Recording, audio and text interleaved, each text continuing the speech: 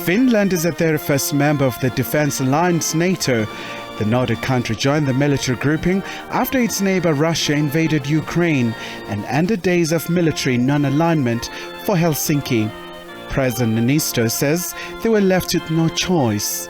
It meant that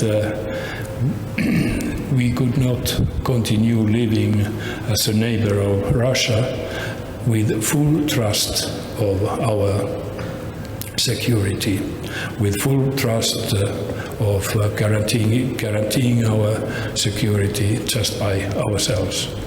And that is why that opinions in Finland changed very rapidly. President Ramaphosa says the Russia-Ukraine conflict has been polarizing as well. The ongoing war between Russia and Ukraine has had huge economic reverberations across the world, including on our own continent and South Africa. We know that this conflict has also been polarizing and has seen multilateral systems of government being called into question and being put under pressure. And it is having an impact on the global architecture. The Russian Federation has expressed concerns about the expansion of NATO along its borders. But the Finnish leader says Europe is worried about what's happening in Ukraine. A big neighbor attacks a smaller one from different sides of the country. That was a full invasion. It rose, like I said, a public feeling amongst European people. This is wrong. And when people in free nations have an opinion, it reflects also on politics. And this feeling surely was noted, and that's why the governments decided to help Ukrainians. Pretoria also reiterated its calls for a peaceful settlement of this conflict. One of the reasons why we've adopted this stance of being non-aligned is to ensure that we are able, even as a country, to play a role in helping the conflict to come to an end. And I have, on a number of occasions, spoken to President Putin, and my message has always been clear.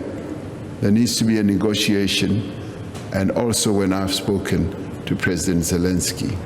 Another cause for concern around the continent will have to be the current situation in Sudan. South Africa, like other countries, has evacuated its citizens from Khartoum.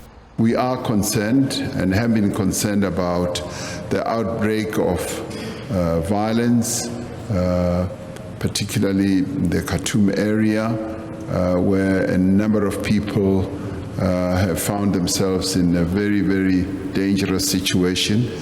We have had, like many other countries in the world, to evacuate South Africans, as well as giving assistance to our sisterly countries on the continent who have had people stranded in that conflict.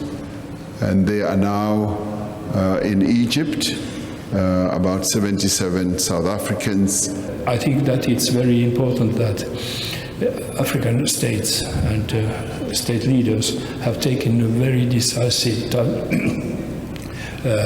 position here and are, in a way, in my eyes, it looks that they want to solve this crisis by themselves. Meanwhile, President Ramaphosa has responded after the United Arab Emirates President Sheikh Mohammed bin Zayed Al Nahyan's aircraft landed at Bulembu Airport in the Eastern Cape.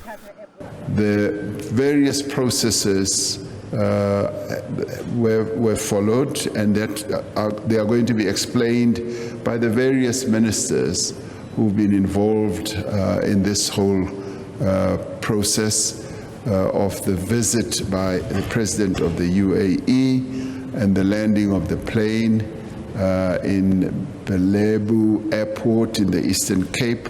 So that all has a clear explanation, and the relevant ministers are going to be able to explain that, because there is an explanation that has to be given, yes, to the people of South Africa. Khayelihle Khumalo, SABC News, Johannesburg.